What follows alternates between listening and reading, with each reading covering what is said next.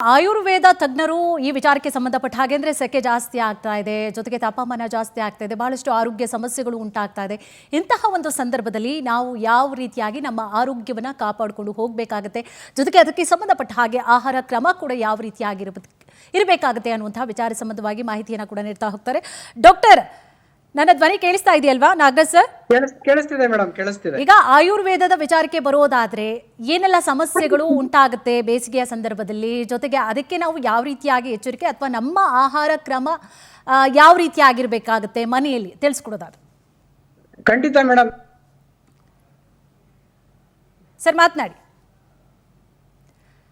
Sir ಮಾತನಾಡಿ ಕೇಳಿಸ್ತಾ ಇದೆ ಅಲ್ವಾ? ಬಹಳಷ್ಟು ತೊಂದರೆಗಳು ಉಂಟಾಗ್ತಾ ಇದೆ, ಡಿಸ್ಟರ್ಬೆನ್ಸ್ ಆಗ್ತಾ ಇರುವಂತಹ. ಸರ್ ಕೇಳಿಸ್ತಾ ಇದೆಯಾ ನಾಗರಾಜ್ ಸರ್? ಕೇಳಿಸ್ತಾ ಇದೆ ಮೇಡಮ್, ಕೇಳಿಸ್ತಿದೆ.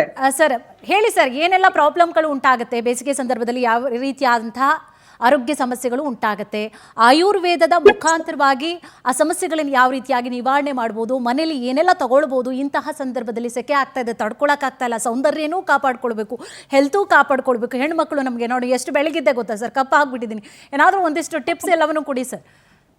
ಖಂಡಿತ ಮೇಡಮ್. ಏನಾಗುತ್ತೆ ಅಂತಂದ್ರೆ, ಈ ಗ್ರೀಷ್ಮ ಋತು ಕೊನೆಯ ಅಂದ್ರೆ ಆದಾನ ಕಾಲದ ಕೊನೆಯ ಋತು ಅಥವಾ ಉತ್ತರಾಯಣ ಕಾಲದ ಕೊನೆಯ ಋತು ಅಂತ ನಾವು ಕರಿತೇವೆ.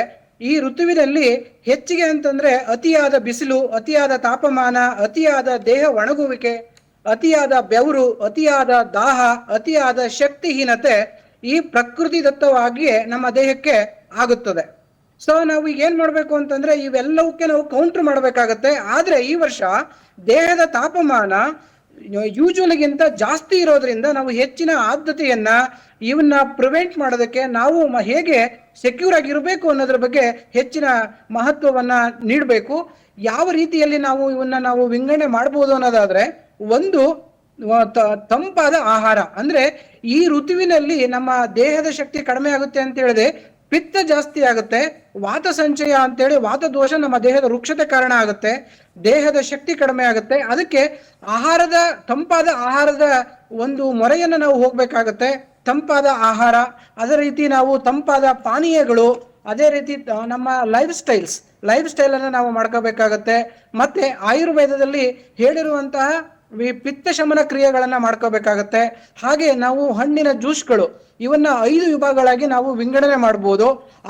ತಂಪಾದ ಆಹಾರದಂತಂದ್ರೆ, ನಾವು ದಿನನಿತ್ಯ ಮನೆಯಲ್ಲಿ ಆಲ್ಮೋಸ್ಟ್ ಬೆಳಗಿನ ತಿಂಡಿಗೆ ಪಿತ್ತ ವೃದ್ಧಿ ಆಗುವಂತ ಆಹಾರಗಳನ್ನು ತಿನ್ನಬಾರ್ದು. ಯಾವುದು ಅಂತಂದ್ರೆ ಆಸಿಡಿಕ್ ನೇಚರ್ ಇರ್ತಕ್ಕಂಥ ಇಡ್ಲಿ, ದೋಸೆ, ಪಡ್ಡು ಈ ತರದನ್ನ ಬಿಟ್ಟು ಹೆಚ್ಚಿನ ಭಾಗ ನಾವು ಕಿಚಡಿ, ಪೊಂಗಲ್, ಪಲಾವು, ಮತ್ತೆ ನೀರು ದೋಸೆ, ಸ್ಟೀಮಲ್ಲಿ ಹವೆಯಲ್ಲಿ ಬೇಯಿಸಿರ್ತಕ್ಕಂಥ ಕಡುಬುಗಳನ್ನ ತಿಂದ್ರೆ ಈ ಪಿತ್ತವೃದ್ಧಿಯಿಂದ ತೊಂದರೆ ಆಗುವಂತಹ ಸಮಸ್ಯೆಗಳು ನಮಗೆ ಬರೋದಿಲ್ಲ. ಅದೇ ರೀತಿ ದಿನಕ್ಕೆ 1 ಬಾರಿ ಆದ್ರೂ ಎಳನೀರನ್ನ ಕುಡಿಯುವಂಥದ್ದು, ಹಾಗೆ ಕರ್ಬೂಜದ ಹಣ್ಣನ್ನು ತಿನ್ನುವಂಥದ್ದು, ನೈಸರ್ಗಿಕವಾಗಿ ಈಗ ನಮಗೆ ಪ್ರಕೃತಿಯಲ್ಲಿ ಬರುವಂತಹ ಮಾವಿನ ಹಣ್ಣಿನ ರಸವನ್ನ ಸೇವನೆ ಮಾಡುವಂಥದ್ದು. ಹಾಗೇನೆ ಬಹಳ ಹೀಟ್ ಅಂತಾರಲ್ಲ ಸರ್, ಅದು ಹೌದಾ? ಅದು ಮಾವಿನ ಹಣ್ಣು ಹುಳಿ ಇದ್ರೆ ಹೀಟು, ಆದ್ರೆ ಅದು ಮಧುರ ರಸಕ್ಕೆ ಪಕ್ವವಾದ ಮೇಲೆ ಅತಿಯಾದ ಮಧುರ, ಅತಿಯಾದ ಶಕ್ತಿ ವರ್ಧನೆ ಮಾಡುತ್ತದೆ. ಮತ್ತು ನಮ್ಮ ದೇಹದ ಎಲ್ಲ ಸಪ್ತ ಧಾತುಗಳು ಅಂದ್ರೆ ರಸ, ರಕ್ತ, ಮಾಂಸ, ಮೇಧ, ಅಸ್ಥಿ, ಮಜ್ಜ, ಶುಕ್ರವನ್ನ ವೃದ್ಧಿಸುವ ಗುಣ ಮಾವಿನ ಹಣ್ಣಿಗೆ ಇರೋದ್ರಿಂದ ಅದಕ್ಕೆ ಹಣ್ಣಿನ ರಾಜ ಅಂತಾನೆ ಕರೆಯೋದು. ಅದಕ್ಕೋಸ್ಕರನೇ ಈ ಸೀಸನ್ಗೆ ದೇವರು ಕೊಟ್ಟ ವರ ಮಾವಿನ ಹಣ್ಣು. ಯಾಕೆ ಅಂತಂದ್ರೆ, ಆದಾನ ಕಾಲದಲ್ಲಿ ನಮ್ಗೆ ಬಹಳಷ್ಟು ಈ ವಸಂತ ಋತುವಿನಲ್ಲಿ ಸೂರ್ಯನ ಕಿರಣಗಳಿಗೆ ದೇಹ ತಪ್ತವಾಗಿರುತ್ತೆ. ಹಾಗೆ ಇನ್ನೂ ತಪ್ತವಾದ್ರೆ ದೇಹ ತಡೆಯೋದಿಲ್ಲ ಅಂತೇಳಿ ದೇವರು ಮಾವಿನ ಹಣ್ಣು ಕೊಟ್ಟು ಮಧುರ ರಸಯುಕ್ತ ಆಹಾರವನ್ನ ಸೇವನೆ ಮಾಡಕ್ಕೆ ಹೇಳ್ತಾರೆ. ಮಾವಿನ ಹಣ್ಣಿನ ಜೊತೆ ಒಂದ್ ಕಡೆ ಹೇಳ್ತಾರೆ ಆಯುರ್ವೇದದಲ್ಲಿ, ಘೃತಪಯ ಶಾಲಿಯನ್ನಂ ಭಜತ್ ಗ್ರೀಷ್ಮೆ ನ ಸೀದತಿ ಅಂತ ಹೇಳ್ತಾರೆ. ಅಂದ್ರೆ ಗ್ರೀಷ್ಮ ಋತುವಿನಲ್ಲಿ ತುಪ್ಪ, ಹಾಲು, ಶಾಲಿಯನ್ನ ಅಂತಂದ್ರೆ ಈ ಹಳೆಯ ಕೆಂಪು ರೈಸಿನೊಂದಿಗೆ ಮಾಡಿರುವ ಪಾಯಸಗಳನ್ನ ತಿಂದ್ರೆ ಈ ಬಿಸಿಲು ನಮ್ಮನ್ನ ಒಣಗಿಸುವುದಿಲ್ಲ, ಶಕ್ತಿಹೀನರನ್ನಾಗಿ ಮಾಡುವುದಿಲ್ಲ ಅಂತ ಹೇಳ್ತಾರೆ. ಹಾಗಾಗಿ ಸರ್, ಮಾವಿನ ಹಣ್ಣನ್ನು ಕೂಡ ಇತಿಮಿತಿಯಲ್ಲೇ ತಿನ್ಬೇಕು. ಸಿಕ್ತು ಅಂತ ಹಣ್ಣನ್ನು ರಾಜ ಅಂದ್ಬಿಟ್ಟು ತಿನ್ಬಿಟ್ರೆ ಭೇದಿ ಆಗುತ್ತೆ ಅಂತ ಮನೇಲಿ ಹೇಳ್ತಾರೆ. ಹೌದಾ? ಅದು ಮಾತ್ರವತ್ ಅನ್ನಂ ಅಂತ ಹೇಳಿದ್ದಾರೆ. ಮಾತ್ರವತ್ ಆಹಾರವನ್ನ ಸೇವನೆ ಮಾಡಬೇಕು. ಅದು ಮಾವಿನ ಹಣ್ಣೆ ಇರಲಿ, ನೀರೇ ಇರಲಿ, ಅನ್ನವೇ ಇರಲಿ, ಯಾವುದೇ ಇರಲಿ, ಅದಕ್ಕೆ ಸರಿಯಾದ ಪ್ರಮಾಣ ನಿಮ್ಮ ದೇಹ ಶಕ್ತಿ ಮತ್ತು ಜೀರ್ಣ ಶಕ್ತಿಗೆ ಅನುಗುಣವಾಗಿದ್ದರೆ ಮಾತ್ರ ಅದು ನಿಮಗೆ ಉತ್ತಮ ಫಲ ಕೊಡುತ್ತೆ. ಇಲ್ಲ ಅಂತಂದ್ರೆ ಅದು ವಿಕೃತ ಭಾವವನ್ನು ನಿಮ್ಮ ರೋಗಕಾರಕವಾಗಿ ನಿಮ್ಮ ದೇಹಕ್ಕೆ ಮಾರ್ಪಾಡಾಗುತ್ತೆ, ಆಮವಿಷವಾಗುತ್ತೆ, ರೋಗಕ್ಕೆ ವರ್ಧನೆಗೆ ಕಾರಣ ಆಗ್ತದೆ. ಹಾಗಾಗಿ ನಾವು ಎಲ್ಲವನ್ನೂ ಕೂಡ ಮಾತ್ರವತ್ ಆಹಾರವನ್ನ ಸೇವನೆ ಮಾಡಬೇಕಾಗತ್ತೆ. ಹಾಗೇನೆ ಈ ಋತುವಿನಲ್ಲಿ ನಮ್ಮ ಗ್ರೀಷ್ಮ ಋತುಗಳಲ್ಲಿ ಹೇಳ್ತಾರೆ ಮಾಂಸಾಹಾರಗಳನ್ನ ತ್ಯಜಿಸಬೇಕು ಅಂತ. ಮಾಂಸಾಹಾರಗಳನ್ನ ತಿಂದ್ರೆ ಜೀರ್ಣಶಕ್ತಿ ಕಡಿಮೆ ಇರುತ್ತೆ. ಹೇಳ್ತಾರೆ ಆದಾನ ದುರ್ಬಲೆ ದೇಹೆ ಭಕ್ತ ಭವತಿ ದುರ್ಬಲಾಹ. ಅಂದ್ರೆ ಈ ಋತುವಿನಲ್ಲಿ ಜೀರ್ಣಶಕ್ತಿ ಬಹಳ ಬೇಸಿಕ್ ಲೆವೆಲ್ ಅಲ್ಲಿ ಇರುತ್ತೆ, ಬಹಳ ಕಡಿಮೆ ಇರುತ್ತೆ. ಗಟ್ಟಿಯಾಗಿ ಜೀರ್ಣಕ್ರಿಯೆ ಬೇಕಾಗುವ ಆಹಾರಗಳನ್ನ ತಿನ್ನಬಾರ್ದು. ಹಾಗಾಗಿ ರಾಗಿ ಅಂಬ್ಲಿ, ಜೋಳದ ಅಂಬ್ಲಿ, ಹಾಗೆಯೇ ಈ ನವಧಾನ್ಯಗಳು ಅಂದ್ರೆ ಸಿರಿಧಾನ್ಯಗಳಿಂದ ಮಾಡಿರ್ತಕ್ಕಂಥ ಗಂಜಿ, ಅಂಬಲಿಗಳನ್ನ, ದ್ರವ ರೂಪದ ಆಹಾರಗಳನ್ನ ಹೆಚ್ಚಿನ ಭಾಗ ತೆಗೆದುಕೊಂಡಾಗ ನಮ್ಮ ದೇಹದ ದ್ರವಾಂಶ ಜಾಸ್ತಿಯಾಗಿ ಜೀರ್ಣಕ್ರಿಯೆಗೂ ಅದು ಲೆಕ್ಕಿಸದೇನೆ ಜೀರ್ಣವಾಗಿ ದೇಹಕ್ಕೆ ಶಕ್ತಿಯನ್ನ ನೀಡುತ್ತೆ. ಹಾಗಾಗಿ ದ್ರವ ರೂಪದ ಆಹಾರಗಳನ್ನ ಹೆಚ್ಚಿನ ಪ್ರಾಮುಖ್ಯತೆ ಕೊಟ್ಟು ನಾವು ಸೇವನೆ ಮಾಡಬೇಕಾಗುತ್ತೆ. ತದನಂತರ ಮದ್ಯ ನೋಡಿ, ನಮ್ಮ ರಾಜ್ಯದ ಬೊಕ್ಕಸವನ್ನು ತುಂಬಿಸುವ ಆಲ್ಕೋಹಾಲ್ ಈ ಋತುವಿನಲ್ಲಿ ನಮ್ಮ ಆಯುರ್ವೇದ ಆಚಾರ್ಯರು ಹೇಳಿದ್ದಾರೆ ಮದ್ಯಂ ಅಲ್ಪಂ ನವಾ ಪೇತ್ ಸು ಬಹು ಉದಕಂ. ಅಂದ್ರೆ ಮದ್ಯವನ್ನ ಕುಡಿಲೇಬೇಡಿ. ಕುಡಿಯುವಕ್ಕೆ ನೀವು ಅಕಸ್ಟಮ್ ಆಗಿದ್ರೆ, ಅದಕ್ಕೆ ನೀವು ಹೊಂದ್ಕೊಂಡಿದ್ರೆ ಸ್ವಲ್ಪವನ್ನ ಮದ್ಯ ತೆಗೆದುಕೊಂಡು ಬಹುಭಾಗ ನೀರನ್ನ ಸೇರಿಸಿ ಸ್ವಲ್ಪ ಮಾತ್ರ ತೆಗೆದುಕೊಳ್ಳಿ. ಯಾಕೆ ಅಂದ್ರೆ ಮದ್ಯ ರೂಕ್ಷ ಗುಣವನ್ನ ಹೊಂದಿದೆ. ಅತಿಯಾದ ದೇಹ ಒಣಗಿಸುವಿಕೆ ಪ್ರಕೃತಿಯಲ್ಲಿ ಇರುವುದರಿಂದ ನೀವು ಸೇವಿಸುವ ಆಹಾರ ರೂಕ್ಷವಾಗಿದ್ದರೆ ಇನ್ನೂ ಹೆಚ್ಚಿನ ಭಾಗ ಒಣಗಿ ಡಿಹೈಡ್ರೇಷನ್ ಆಗಿ ದೇಹದ ಶಕ್ತಿ ಕಡಿಮೆ ಆಗಿ, ಈಗೇನು ನೀವು ಹೇಳಿದ್ರಿ ಸ್ಟ್ರೋಕ್ ಇಂದ ಸಾವಪ್ತವೆ ಅಂತ, ಇದ್ರೂ ಕೂಡ ಅದಕ್ಕೆ ಮೂಲಭೂತ ಕಾರಣ ಹಾಗೇ ಆಗುತ್ತೆ. ಹಾಗಾಗಿ ನಾವು ಸೇವಿಸುವ ಆಹಾರ ಇವತ್ತು ನಾವು ಎದುರಿಸುವ ಸಮಸ್ಯೆಗಳಿಗೆ ಕೌಂಟರ್ ಆಗಿರಬೇಕು, ಜೊತೆಗೆ ನಮ್ಮ ದೇಹಕ್ಕೆ ಶಕ್ತಿಯನ್ನು ನೀಡುವಂತಾಗಬೇಕು.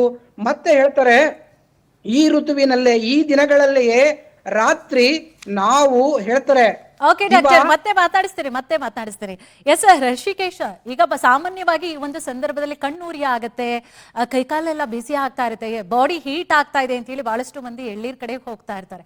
ಇವೆಲ್ಲ ಯಾಕೆ ಆಗುತ್ತೆ? ಈ ಒಂದು ಸಂದರ್ಭದಲ್ಲಿ ಯಾಕೆ ಆಗುತ್ತೆ ಅಷ್ಟೊಂದು ಬಾಡಿ ಹೀಟ್ ಆಗೋದು, ಕಣ್ಣಿಂದ ನೀರು ಬರೋದು, ಹೀಟ್ ಆಗೋದು, ಕಣ್ಣೆಲ್ಲ ಫುಲ್ ರೆಡ್ ಆಗೋದು, ಈ ರೀತಿಯಾಗೆಲ್ಲ ಆಗ್ತಾ ಇರುತ್ತಲ್ಲ. ಸೊ ಅದ್ರ ಬಗ್ಗೆ ಒಂದ್ ಸ್ವಲ್ಪ ಎಕ್ಸ್ಪ್ಲೇನ್ ಮಾಡೋದಾದ್ರೆ. ಹೀಟ್ ಅಂತ ಹೇಳಿದ್ರೆ ಟೆಕ್ನಿಕಲ್ ಲ್ಯಾಂಗ್ವೇಜ್ ಡಾಕ್ಟರ್ ಹೇಳಿದ್ರು, ಅದು ಆಯುರ್ವೇದದಲ್ಲಿ ಏನ್ ಹೇಳ್ತಾರೆ ಹೀಟ್ ಅಂತ ಹೇಳಿದ್ರೆ ಅದು ಬೇರೆ, ಅದು ಉಷ್ಣ ಅಂತ ಹೇಳಿ. ನಮ್ಮ ಕೊಲೋಕಿಯಲ್ ಲ್ಯಾಂಗ್ವೇಜ್ ಅಲ್ಲಿ ತುಂಬಾ ವಿಷಯಕ್ಕೆ ನಾವು ಹೀಟ್ ಅಂತ ಹೇಳ್ತೀವಿ. ಫಾರ್ ಎಕ್ಸಾಂಪಲ್ ಮಾವಿನ ಹಣ್ಣಿನ ವಿಷಯನೇ ಬಂದ್ರೆ, ಮಾವಿನ ಹಣ್ಣು ನಮ್ಮ ರಾಸಾಯನಿಕಗಳಿಂದ ಅದನ್ನ ಹಣ್ಣು ಮಾಡಿದ್ರೆ ಅದರಲ್ಲಿ ಒಳಗಡೆ ಇರುವಂತಹ ಸುನೆ ಅಂತ ಹೇಳ್ತೀವಿ, ವೈಟ್ ಕಲರ್ ಲೇಟೆಕ್ಸ್, ಅದು ಕಂಪ್ಲೀಟ್ ಆಗಿ ಹೋಗಿರಲ್ಲ. ಅದನ್ನ ಡೈಜೆಸ್ಟ್ ಮಾಡುವಂತ ಶಕ್ತಿ ನಮಗೆ ಇರಲ್ಲ. ಅದರಿಂದ ನಮಗೆ ಲೂಸ್ ಮೋಷನ್ ಬರುತ್ತೆ ತುಂಬಾ ಜನರಿಗೆ. ಸೊ ಆವಾಗ್ಲೂ ಲೂಸ್ ಮೋಷನ್ ಮಾತ್ರ ಅಲ್ಲ, ಗ್ಯಾಸ್ಟ್ರೈಟಿಸ್ ಬಂದು ಅದಕ್ಕೂ ಹೀಟ್ ಅಂತಾರೆ, ಉಷ್ಣ ಅಂತಾರೆ. ಕಣ್ಣು ಹೇಳಿದ್ರಿ, ನೀವು ರಾತ್ರಿ ಸರಿಯಾಗಿ ಶಾಖದಿಂದಾಗಿ ನಿದ್ರೆ ಇಲ್ಲದೆ ಇದ್ದು ತುಂಬಾ ಫ್ಯಾನ್ ಆನ್ ಮಾಡಿ ಫ್ಯಾನಿನ ಕೆಳಗಡೆನೆ ನೀವು ಮಲಗಿದ್ರೆ ಕಣ್ಣು ಡ್ರೈ ಆಗಿ ಕಣ್ಣು ಕೆಂಪಾಗತ್ತೆ, ಅದಕ್ಕೂ ಹೀಟ್ ಅಂತಾರೆ. ನೀರು ಇಲ್ಲದೆ ಇರೋದ್ರಿಂದ ಡಿಹೈಡ್ರೇಷನ್ ಆಗತ್ತೆ. ತುಂಬಾ ಜನರಿಗೆ ನ್ಯಾಚುರಲಿ ಏಜ್ ಆದಂಗೆ ಡಿಹೈಡ್ರೇಷನ್ ಇರುತ್ತೆ. ಝೀರೋಸ್ಟೋಮಿ ಅಂದ್ರೆ ಕಣ್ಣಲ್ಲಿ ಝೆರೋಸಿಸ್ ಅಂದ್ರೆ ನೀರು ಕಮ್ಮಿ ಇರುವಂತ ಸಂದರ್ಭ ಜಾಸ್ತಿ. ಅಂಥವರಿಗೆ ಈ ಕಾಲದಲ್ಲಿ ಇನ್ನೂ ಜಾಸ್ತಿ ಕಣ್ಣು ಡ್ರೈ ಆಗಿ ಅವರಿಗೆ ಕಣ್ಣನ್ನ ಬೆರಳಲ್ಲಿ ತಿವಿದ್ಕೊಂಡು ಕಣ್ಣು ಕೆಂಪಾಗಿರುತ್ತೆ, ಅದಕ್ಕೂ ಹೀಟ್ ಅಂತಾರೆ. ಮೈ ಮೇಲೆ ಕೆಲವರಿಗೆ ಬೊಬ್ಬೆಗಳು ಬರ್ತವೆ ಈ ಬಿಸಿಲಲ್ಲಿ ಹೋದ್ರೆ. ನೀವು ನೋಡಿದೀರಾ, ಎಸ್ಪೆಷಲಿ ಈ ತುಂಬಾ ಸ್ಕಿನ್ ಪ್ರಾಬ್ಲಮ್ಸ್ ಗಳು ಜಾಸ್ತಿ ಬರ್ತಾ ಇರುತ್ತೆ. ಗುಳ್ಳೆಗಳು, ಸಣ್ಣ ಸಣ್ಣ ಗುಳ್ಳೆಗಳು ಆಗೋದು, ಅದರಲ್ಲೂ ಮಕ್ಕಳಿಗೆ ತುಂಬಾ ಜಾಸ್ತಿ ಆಗ್ತಾರೆ. ಬೇವ್ರ ಗುಳ್ಳೆ ಅಂತ ಹೇಳ್ತಾ ಇರ್ತಾರೆ. ಹೌದು, ಮಲೆನಾಡಲ್ಲಿ ಈ ಟೈಮಲ್ಲಿ ಜಾಸ್ತಿ ಈ ಪರಾಗ ಇರೋದ್ರಿಂದ, ಹೂಗಳು ಬಿಡೋದ್ರಿಂದ ಅದಕ್ಕೆ ಅಲರ್ಜಿ ಆಗಿ ಅದ್ರ ಜೊತೆಗೆ ಸೆಕೆ, ಬೆವರು ಸೇರಿ ಗುಳ್ಳೆ ಬಂದ್ರೆ, ನೀವು ಕರಾವಳಿ ಕಡೆ ಆ ಉಪ್ಪು ನೀರಿನ ಅಂಶ ಜಾಸ್ತಿ ಅಥವಾ ಉಪ್ಪು ನೀರಲ್ಲಿ ನೀವು ಕಡಲಿಗೆ ಇಳಿದ್ರೆ ಅದರಿಂದಲೂ ನಿಮ್ಗೆ ಮೈ ಮೇಲೆಲ್ಲ ಗುಳ್ಳೆ ಬಂದು ಒಂಥರ ಕಚ್ಚಿ ತರ ಆಗ್ಬಹುದು. ತುಂಬಾ ಹೀಟ್ ಇರುವಲ್ಲಿ ಈ ಡ್ರೈನೆಸ್ ಇಂದಾಗಿ ಸುಟ್ಟೋದಂಗೆನೆ ಕೆಂಪು ಆಗ್ಬಹುದು. ಅದೇ ರೀತಿ ಈ ಯೌವನದಲ್ಲಿ ಸ್ವಲ್ಪ ಪಿಂಪಲ್ಸ್ ಜಾಸ್ತಿ ಬರ್ಬೋದು. ಸೊ ಎಲ್ಲದಕ್ಕೂ ಒಂದು ಹೆಸರಿರುತ್ತೆ. ಅದಕ್ಕೆ ಕೆಲವರು ಹೀಟ್ ಅಂತಾರೆ, ಕೆಲವರು ಪಿತ್ತ ಅಂತಾರೆ, ಇನ್ನು ಕೆಲವರು ಇನ್ಫೆಕ್ಷನ್ ಅಂತಾರೆ. ಇನ್ನೊಂದು ವೆರಿ ಇಂಪಾರ್ಟೆಂಟ್ ಥಿಂಗ್ ಅಂದ್ರೆ, ಈ ಟೈಮಲ್ಲಿ ನಾವು ಜ್ಯೂಸ್ ಕುಡಿಬೇಕು, ಆಮೇಲೆ ಹಣ್ಣಿನ ಪದಾರ್ಥ ತಿನ್ಬೇಕು, ನೀರು ಜಾಸ್ತಿ ಕುಡಿಬೇಕು ಅಂತ ಹೇಳಿ ಕುಡಿದಾಗ ಆ ನೀರಲ್ಲಿ ಕೂಡ ವೈರಸ್ ಅಥವಾ ಬ್ಯಾಕ್ಟೀರಿಯಾ ಇದ್ರೆ ನಿಮ್ಗೆ ಲೂಸ್ ಮೋಷನ್, ವಾಂತಿ, ಬೇದಿ, ಜ್ವರ ಎಲ್ಲ ಬರ್ಬೋದು. ಸೊ ಅದಕ್ಕೂ ಹೀಟ್ ಅಂತಾರೆ ಜನ, ಅಥವಾ ಕೋಲ್ಡ್ ಅಂತಾರೆ. ಸೊ ಇದೆಲ್ಲಾ ಕಾರಣಗಳಿಂದಲೂ ಬರ್ಬೋದು. ಎಸ್ಪೆಷಲಿ ಕೆಲವು ವೈರಸ್ ಬೇಸಿಗೆಯಲ್ಲಿ ತುಂಬಾ ಜಾಸ್ತಿ. ಕಾಮಾಲೆ ಅಂತ ನೀವು ಕೇಳಿರ್ಬೋದು. ಜಾಂಡಿಸ್ ಅಂತ ಹೇಳುವ ಕಾಯಿಲೆ ಈ ಟೈಮಲ್ಲಿ ಜಾಸ್ತಿ. ಕಂಜಂಕ್ಟಿವೈಟಿಸ್ ಅಂತಾರೆ, ನೀವು ಮೆಡ್ರಾಸ್ ಐ ಅಥವಾ ಕೆಂಗಣ್ಣು ಅಂತ ಕೇಳಿರ್ಬೋದು. ಆ ಇನ್ಫೆಕ್ಷನ್ ಕೂಡ ಈ ಟೈಮಲ್ಲಿ ಜಾಸ್ತಿ. ಸೊ ಸಾಧಾರಣವಾಗಿ ಕೆಂಪಾಗಿ ಕಾಣುವಂತಹ, ಉರಿಯೇ ಜಾಸ್ತಿ ಇರುವಂತಹ, ಡ್ರೈನೆಸ್ ಇರುವಂತಹ ಕಾಯಿಲೆಗಳು ಈ ಟೈಮಲ್ಲಿ ಜಾಸ್ತಿ ಇರ್ತವೆ. ಇನ್ನು ನಾಗರಾಜ್ ಸರ್, ಕೊನೆಯದಾಗಿ ಈ ವಿಚಾರಕ್ಕೆ ಸಂಬಂಧಪಟ್ಟ ಹಾಗೆ ಕೊನೆಯದಾಗಿ ನಮ್ಮ ವೀಕ್ಷಕರು ನೋಡ್ತಾ ಇದ್ದಾರೆ, ಡಾಕ್ಟರ್ಸ್ ಅದರಲ್ಲೂ ಕೂಡ ಆಯುರ್ವೇದ ಡಾಕ್ಟರ್ ಏನು ಹೇಳ್ತಾರಪ್ಪ ಕೊನೆಯದಾಗಿ ಅಂತ ಹೇಳಿ ವೆಯ್ಟ್ ಮಾಡ್ತಾ ಇದ್ದಾರೆ, ಮನೇಲಿ ಯಾವ ರೀತಿಯಾಗಿರಬೇಕು. ಕೊನೆಯದಾಗಿ ಕಡಿಮೆ ಸಮಯ ಇರೋದ್ರಿಂದಾಗಿ ಏನು ಹೇಳ್ತೀರಿ? ಈ ಋತುವಿನಲ್ಲಿ ಏನ್ ಮಾಡಬಾರ್ದು ಅನ್ನೋದನ್ನ ಕಲಿಯೋದು ಬಹಳ ಮುಖ್ಯ ಆಗ್ತದೆ. ನಾವು ಈ ಋತುವಿನಲ್ಲಿ ಏನ್ ಮಾಡಬಾರ್ದು ಅಂತಂದ್ರೆ, ಉಪ್ಪು, ಖಾರ, ಹುಳಿ ಮತ್ತು ಬಿಸಿಯಾಗಿರ್ತಕ್ಕಂಥ ಆಹಾರಗಳನ್ನ ಕಡಿಮೆ ಅಥವಾ ಸ್ವಲ್ಪ ಪ್ರಮಾಣದಲ್ಲಿ ಸೇವನೆ ಮಾಡಿದ್ರೆ ಒಳಿತು.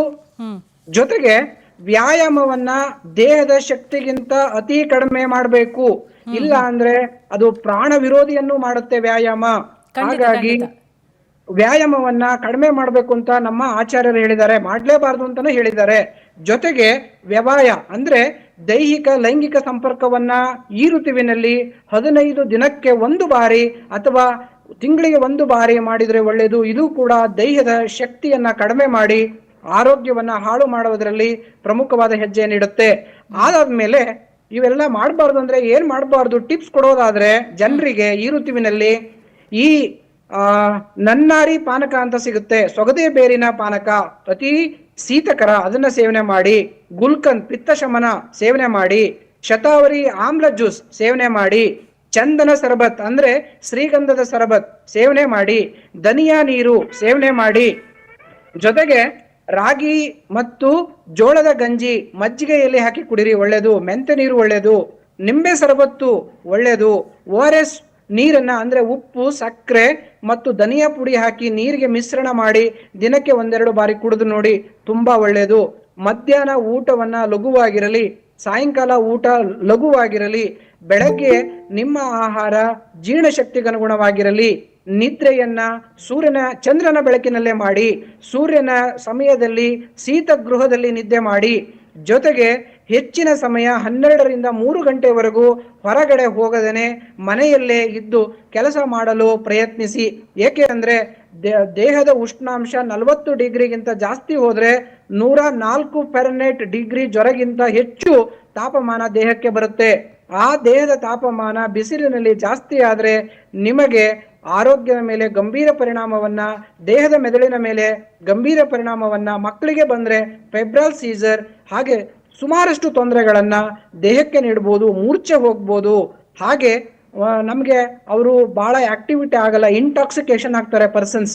ಈ ತರ ಸಮಸ್ಯೆ ಇರೋರು, ಎಸ್ಪೆಷಲಿ ರಕ್ತದೋಷಯುಕ್ತ ಮನುಷ್ಯರು ಬಿಸಿಲಿಗೆ ಹೋದ್ರೆ ಸ್ಕಿನ್ ಅಲರ್ಜಿ, ಮೈ ಮೇಲೆ ತುರಿಕೆ, ಕೆಂಪು ಗಾದ್ರೆಗಳು ಬರುತ್ತೆ.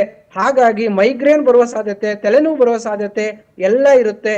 ಹಾಗಾಗಿ 12ರಿಂದ 3 ಗಂಟೆ ಯಾರು ಹೊರಗಡೆ ಹೋಗಬೇಡಿ. ಹೆಚ್ಚಿನ ಭಾಗ ಈ ನಾನು ಹೇಳಿದ ದ್ರವ ರೂಪದ ಆಹಾರಗಳನ್ನ ಸೇವನೆ ಮಾಡಿ. ನಿಮ್ಮ ಆರೋಗ್ಯ ನಿಮ್ಮ ಕೈಯಲ್ಲಿದೆ. ಹಾಗಾಗಿ ಆರೋಗ್ಯವನ್ನ ಕೆಡಿಸ್ಕೊಂಡು ಹೋಗಬೇಡಿ ಅನ್ನೋದು ನನ್ನ ಮೂಲ ಉದ್ದೇಶ.